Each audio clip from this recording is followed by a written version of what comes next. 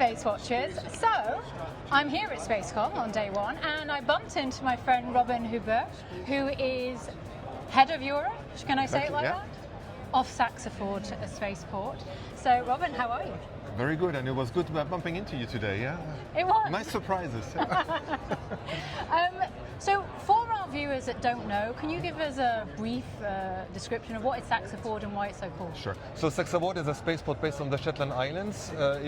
Shetland Islands is in the north of Scotland, in the Northern Sea.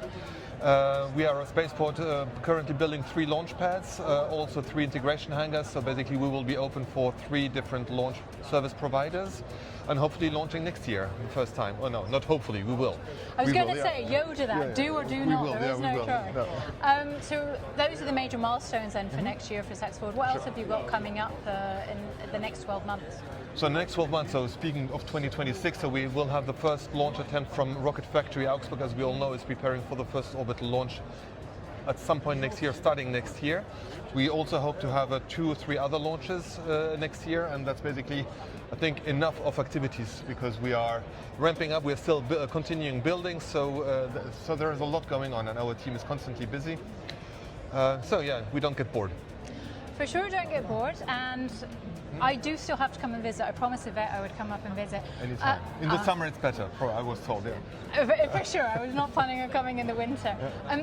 One of the frustrations I have, and so I live in Europe, and I often hear people talk about sovereignty for launches and everything else, and I was wondering, what are your thoughts on that? Because where SaxaVord is located, it gives a unique capability and a unique capability and technology advancement for specific types of orbits, for specific types of launchers. So what are your thoughts on that, and how can we improve that? So first of all, spaceports are more or less bound to their geography to launch from and to have a clear launch path. So launch path is basically the range where the rocket flies over.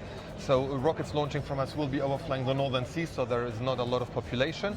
And we are quite up north, so you launch directly into the polar orbits or sun-synchronous orbits, as you know, are in high inclinations, which is also the orbits where you want to get to when you're into low Earth orbits. So that's the first point and the first advantage of SaxaVord. Indeed, what I feel also frustrating, and I share that with you, is that Europe is lacking launch capabilities. So for decades, Europe has been launching from French Guiana, which, sorry to say, is not even on the European launch on the European continent. Sorry. And what SaxaVord is bringing is bringing launch capabilities to the continent of Europe. So, and when you look at how many spaceports we are and what the launch capabilities are in Europe, there are not that many. So we still have French Guiana with Ariane, with Vega C, and with the micro launchers because they have opened up to that. We have Andoya in Norway. We have also S-Range. Obviously, Germany with GOSA is also having its efforts, and we have SaxaVord, and we have a license for 30 launches. So, it's because you mentioned sovereign launch, so.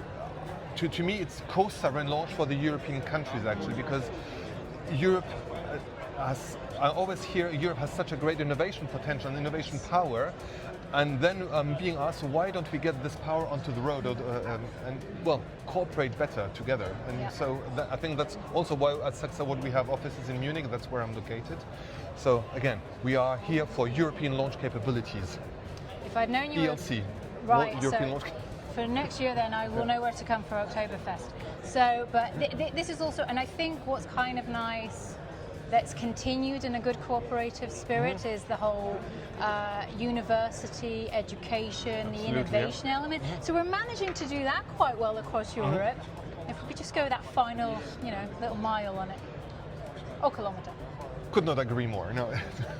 No, it is as you said. So we have there's so many pieces, and look at the Space-Comm here.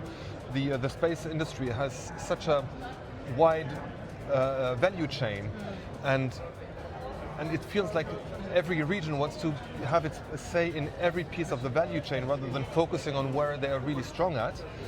And that's basically where some cooperation could come from. So I'm not making the case against or for something. For us at SaxaVord, it's quite simple because we are a spaceport based in Scotland, so that's the part of the value chain Scotland can offer. We are hosting Rocket Factory, a German rocket, eventually also others, but also Scottish rockets with Orbix and Skyrora, to whom we are talking to. But again, every step of the value chain every country has its expertise. Obviously, Scotland has everything with Scotland universities, satellite manufacturing, but a little more openness to what is happening on the other side of the walls or boundaries or countries. So this is why we're friends, Robin. So you're saying be efficient, get rid of duplication, and do things for value creation. Totally makes sense to me. So with that, I will say enjoy the rest of your conference. Well, thank you very much. And that's SpaceWatch out.